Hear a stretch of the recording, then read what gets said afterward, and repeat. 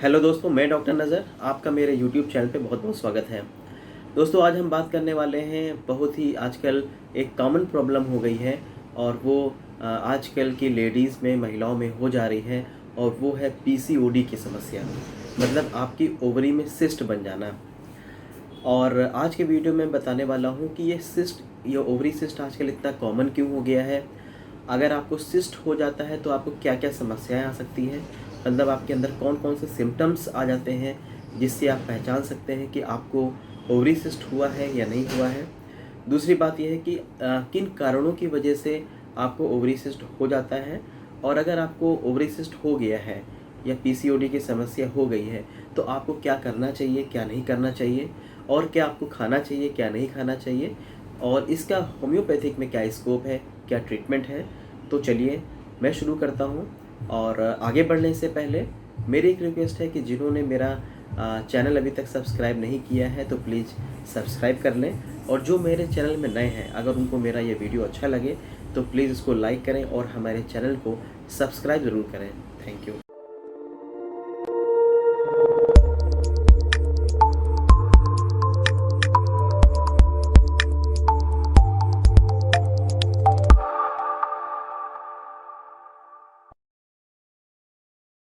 दोस्तों, सबसे पहले हम आपको बताते हैं कि पीसीओडी क्या है, और एक टर्म और होता है पीसीओएस। दोस्तों, पीसीओडी और पीसीओएस ये दोनों सेम टर्म है। और पीसीओएस का मतलब होता है पॉलीसिस्टिक ओवेरियन सिंड्रोम, और पीसीओडी का मतलब होता है पॉलीसिस्टिक ओवेरियन डिजीज़, और ओवरी सिस्ट का मतलब होता है ओवरी में सिस्ट हो जाना।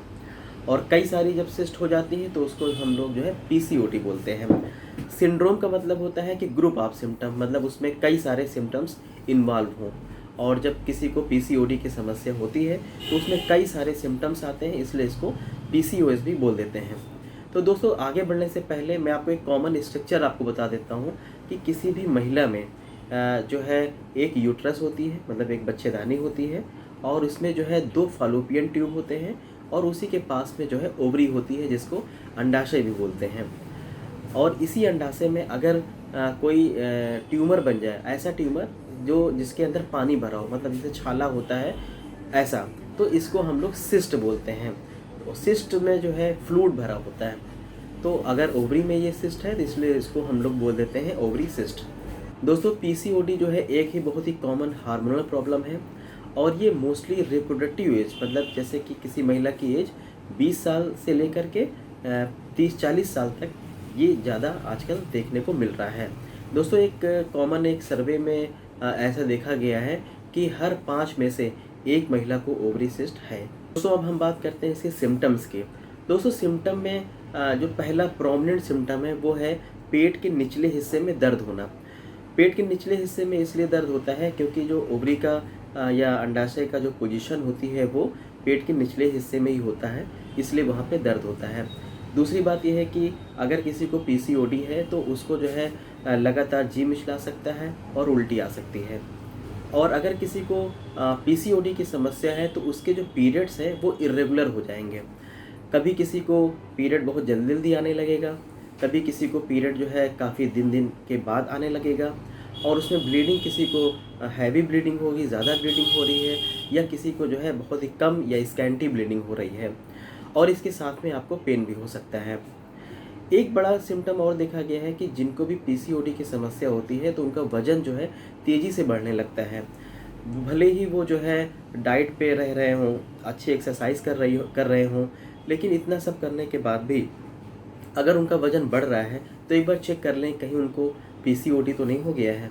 पीसीओडी की वजह से जो है हेयर फॉल भी ज़्यादा होता है, और कई महिलाओं में देखा गया है कि पीसीओडी की वजह से उनके अपर लिप्स में, मतलब लिप्स के ऊपरी पार्ट में, वहाँ पे बाल, और यहाँ चिन के आसपास जो है बाल निकल आते हैं।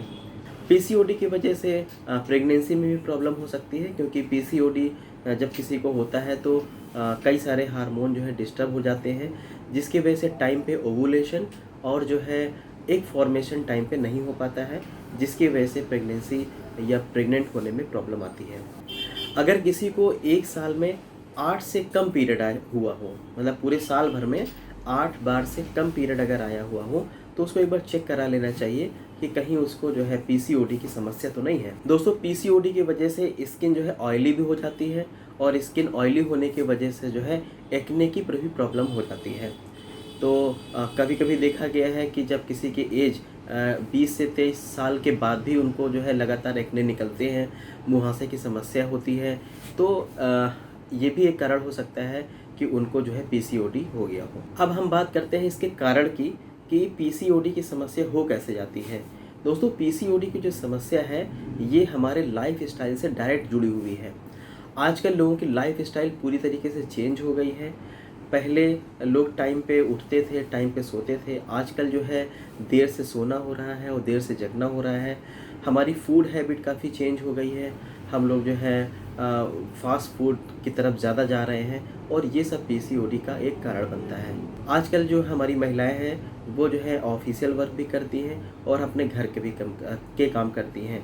दोनों जगह काम करने से उनके अंदर स्ट्रेस भी आ रहा है, तो बहुत सारी महिलाएं इस स्ट्रेस को जो है झेल नहीं पाती हैं और उसकी वजह से पीसीओडी की समस्या उनको हो सकती है। और आजकल की लाइफ स्टाइल की वजह से लोगों की फिजिकल एक्टिविटीज़ काफ़ी कम हो गई है, तो ये भी जो है एक पीसीओडी हो जाने का एक कारण है। दोस्तों अगर किसी में हार्मोन का इम्बैलेंस हो जाता है कि जैसे उसके प्रोलैक्टिन हार्मोन, ल्यूटिनाइजिंग हार्मोन मतलब एलएच और टेस्टोस्टेरोन हार्मोन, इनका लेवल अगर बढ़ जाए तो फिर जो है पीसीओडी की समस्या हो जाती है। पीसीओडी जो है जेनेटिक कारण की वजह से भी हो सकता है। अगर किसी की फैमिली हिस्ट्री में ओवरी सिस्ट है तो उनको जो है ओवरी सिस्ट की प्रॉब्लम हो सकती है। दोस्तों अब हम बात करते हैं डाइट मैनेजमेंट की, और इसमें डाइट के बारे में अगर देखा जाए तो सबसे पहले ये हमें कोशिश करनी चाहिए कि जो है फास्ट फूड नहीं लेना चाहिए, बाहर का खाना नहीं लेना चाहिए, ज़्यादा प्रोटीन वाला खाना खाना चाहिए। प्रोटीन जैसे कि हमें सोयाबीन से मिल जाएगा, मूंगफली से मिल जाएगा, ड्राई फ्रूट से मिल जाएगा और अंकुरित अनाज हैं।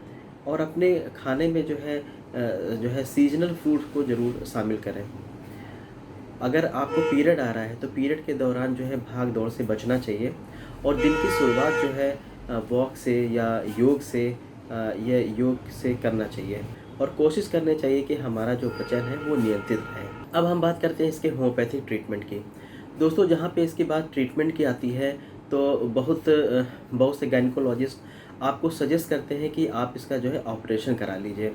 लेकिन दोस्तों मेरी आपसे ये एक सलाह रहेगी कि अगर आपको ऑपरेशन की सलाह दी गई है तो एक बार अपने पास से किसी अच्छे होम्योपैथ से आप कंसल्ट कर लीजिए, क्योंकि होम्योपैथी में इसका बहुत ही अच्छा इलाज है। और अगर किसी को पीसीओडी की समस्या हो गई है, ओवरी सिस्ट हो गया है, अगर राइट साइड में है तो वो एपिस ले सकता है, अगर लेफ़्ट साइड में है तो वो जो है लेकेसिस ले सकता है। इसमें कल्केरिया ओवर्टोस्टा और जो है सिपिया पल्साटिला ये बहुत ही अच्छी मेडिसिन है। लेकिन दोस्तों मेरा एक एक्सपीरियंस रहा है कि अगर आप पीसीओडी या पीसीओएस का जो इलाज है वो थेरेपेटिक बेसिस पे ना दे करके अगर आप जो है क्लासिकल वे में या उसके कॉन्स्टिट्यूशनल बेसिस पे अगर उसको मेडिसिन दी जाए तो उसका रिजल्ट और अच्छा आता है। तो इसमें सक्सेस रेट ज़्यादा है और अगर आप थेरेपेटिक बेसिस पे देते हैं तो इसमें सक्सेस रेट काफ़ी कम है। तो आपसे ये रिक्वेस्ट है कि अगर आपको मैं सलाह देता हूँ कि अगर आपको किसी को ओवरी सिस्ट की प्रॉब्लम है तो अपने पास ही किसी अच्छे होम्योपैथ से आप कंसल्ट करें और अपनी पूरी प्रॉब्लम बताएं और अपनी पूरी हिस्ट्री बताएं, जिस तरीके से आपसे डॉक्टर पूरा आपसे पूछना चाहें। दूसरी बात यह है कि जो भी आपको मेडिसिन दी जाए उसको आप जो है नियमित तौर पे लें और उसमें ब्रेक ना करें।